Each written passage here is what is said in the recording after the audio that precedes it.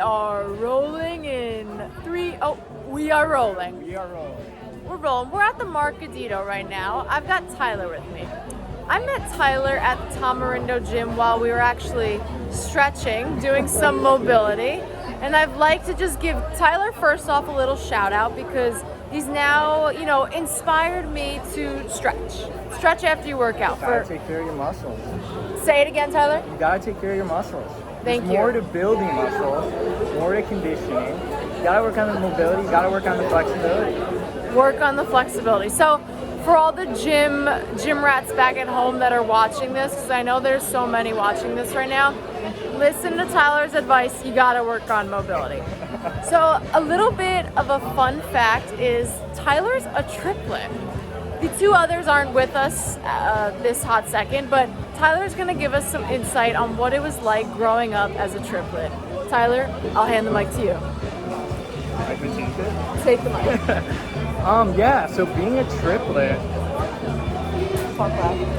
What? Talk loud. Wow, okay, yeah, this music, guys. If you can't hear it, there's some crazy vibes going on here right now. So yeah, being a triplet, I couldn't imagine it any other way. I mean, you pretty much are growing up with two people that, know you, know the most authentic you, and, know the most vulnerable them, and, yeah, you're with the two people that you can count on most. And no matter what happens, we're spread across the country right now. My brother lives in Seattle, my other brother lives in New York, I live in Chicago, and no matter what, I know they're there, No matter what happens, I know they're there. That was deep, thank you. No matter what, his triplets are there for him.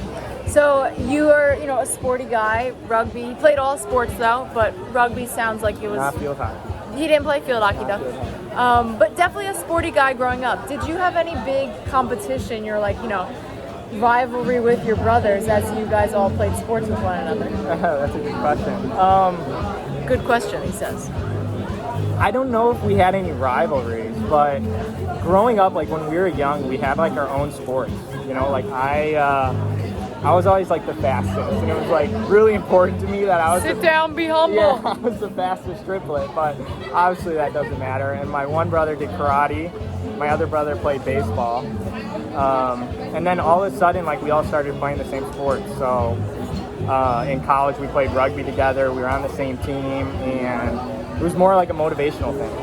We'd get up, we'd work out together, we'd eat good together, we'd keep each other in track. So yeah, it was awesome. It's you have people holding you accountable, and you have people that inspire you to work harder. So less of a rivalry, more of again, just having a team that's always there for you. That's really cool. I think if I was a triplet myself, I would struggle a bit. And I think because I'm too competitive, so I'm not sure if I would appreciate it like you did. That's really lovely. I think I would want to always beat out push your sibling down into the dirt. I think there'd be a lot of pushing in the dirt, as you just said. But, so, good thing I guess I didn't have triplets. We'll say that. And you all three went to college together, right? Yeah. So tell us a bit about going to Purdue University with your two other brothers. Yeah, it was awesome. I mean, we talked about this a little bit before, but yeah, college is tough for a lot of people. You get to a point where you're away from family, you're away from the comfort of home. You don't always have someone there that will support you. Why are you laughing at me? But I mean, I had my brothers, and again, we stuck together. We made friends. We helped each other through school. At one point, I quit rugby at this point, but one of my other brothers was playing, and I would do our engineering homework, and I would just help him with it, during the night when he got home from practice. So it was awesome. Again, help each other all the way through. Help each other all the way through. That's great. Now I have to ask you, was it true always for you and the brothers, bros before hoes? Yeah. Or were there any times couldn't imagine it any where other way. it was hoes? No doubt. You don't even have to bros. finish the question. No doubt. Bros before hoes. No doubt. Bros doubt. before hoes. Okay. Well, on a more serious topic, now it's as you are in Costa Rica, when you go back to the States, what are you going to take from your experience here as you go back to Chicago? It's starting to get weird, the past and before. But honestly, I think it's just, yeah, you get caught, like, I don't know.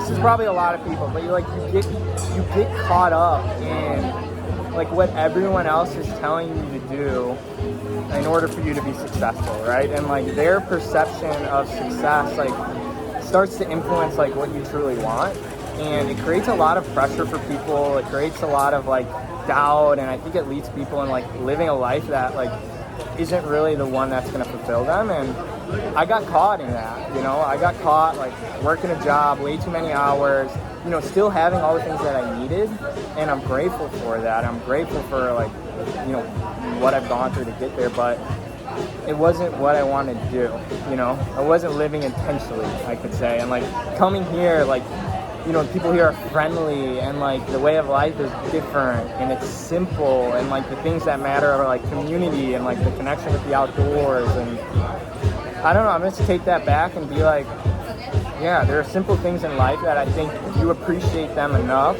like they will, like that's what will bring meaning to your everyday, you know? Beautiful answer. I love that. So everyone that is watching right now, you heard it from Tyler. Live simply and live intentionally. Peace. Peace.